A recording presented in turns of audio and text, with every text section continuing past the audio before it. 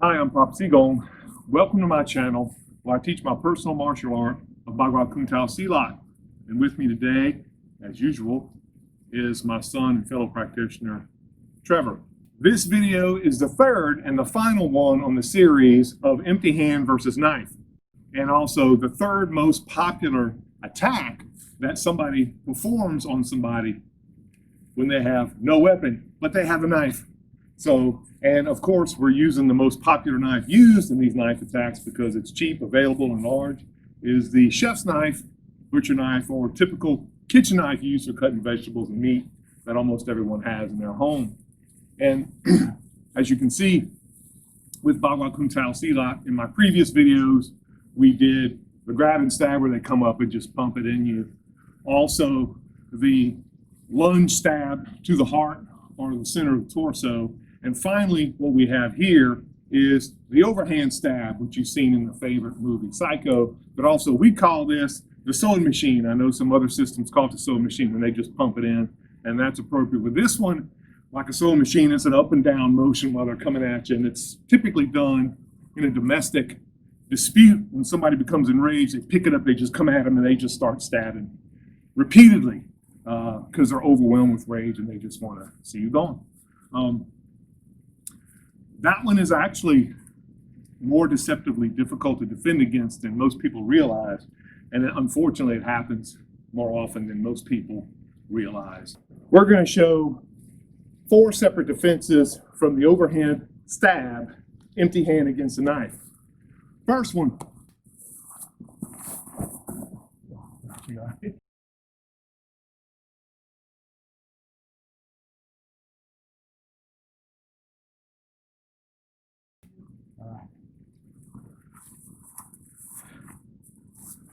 And you can see here, his head struck my knee going down. You good? Yeah. All right. All right. No, I want to show him here slowly. Okay. Yeah, I can see it was gentle. I'm sorry. You can see it was slow, but it was all the weight when I was easing you down. It comes in, he comes to stab, his lifting palm to interfere. You can see where I jam immediately to the grasping palm. At the same time, while that's occurring, I'm slowing it down and separating it for you to see it. If he does it again, you can see it's up, cutting palm, this move, spiraling up, portion, spiraling palm hit, and I go through his, and at the same time, this steps, hip collision, head on my knee, taking this knife, and the weight comes down while I'm pulling, twisting his head and neck. Yeah, you good? Okay? Yeah. All right, sorry. I'll show you the other side much more slowly, so now that you've seen it. And we do these things at about, I don't know, 50% to 75% speed to avoid these types of things. At full speed, even when you pull the strikes, it's quite dangerous and injurious. You can see here we were moving at about, I don't know, 2/3 speed maybe, something like that. And these bumps and bruises will occur in training the more realistic you try to make it, and even showing here. So he comes again overhead, lifting palm, and I'm showing slow, cutting palm and moving through. And notice I slowed down and broke it up so you can see. In reality, let's keep it slow so you can see. Boom, hip collision, step through. Look where my foot is, stepping, blocking that rear foot from stepping. He comes down, head on my knee, pulling this over, turning, pulling while I'm dropping and removing. Let's see here. For the second one,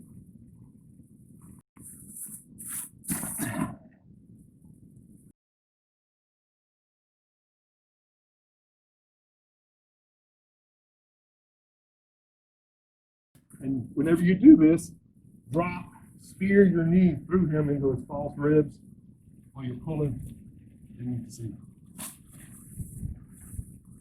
He was down, so he knew not to fight, otherwise I would have just collapsed on him.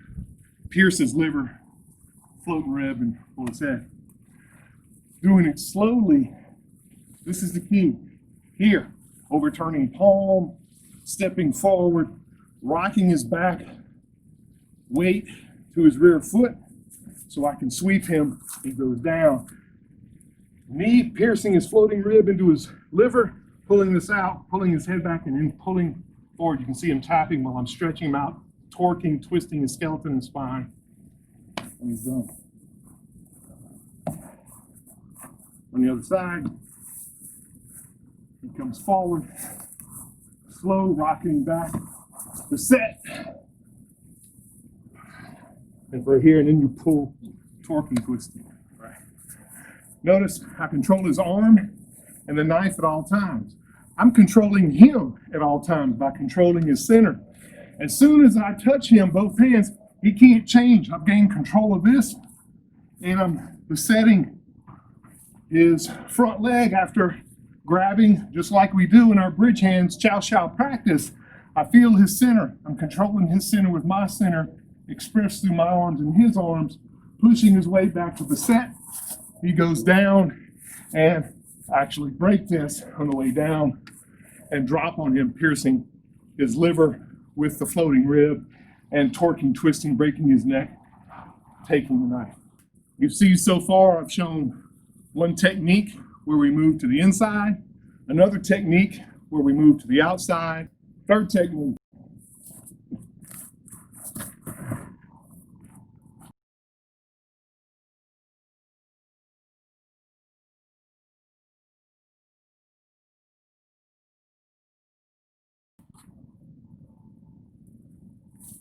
For the third technique, similar to others, immediately lifting palm to intersect the grasping palm, and you can see I've grabbed it behind, intersecting, but also, and I've slowed it down so you can see, as soon as I make this, I strike the elbow, breaking it, then move to and maintain control while I'm twisting, pulling back like we do in our forms, strike, pull, pulling back, then moving to headbutt, elbow strike to the floating rib, liver, and stepping low and long, throwing him down. Right. Other side, up, striking, stepping, long step, lunge, elbow strike, head strike, then down. You see on the previous three, went to the inside, outside, back inside. Now you can guess what's going to happen on the fourth defense.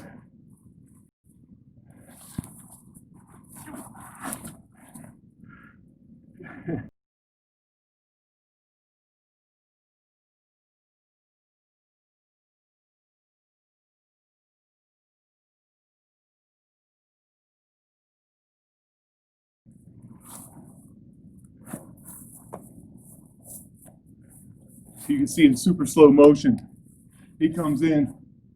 This comes just like in chow chow. I maintain contact, twisting, grab the arm, break to elbow, torquing palm, hip collisions, get underneath him, keep breaking that elbow across me while he goes down, and gain control of the knife as it comes out, because I'm twisting and torquing his limbs and skeleton and fingers. Now I have the control of the knife and him, for which turn back around and maintain control, whatever I wish to do.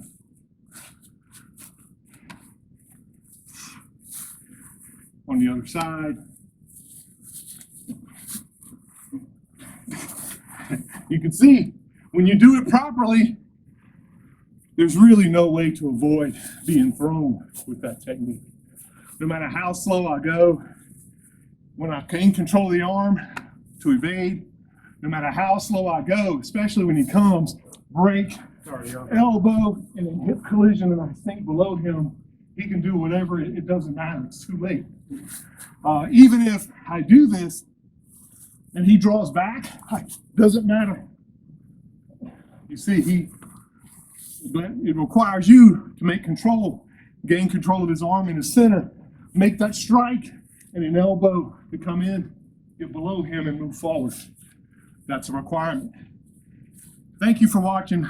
Please like and subscribe. More videos coming soon.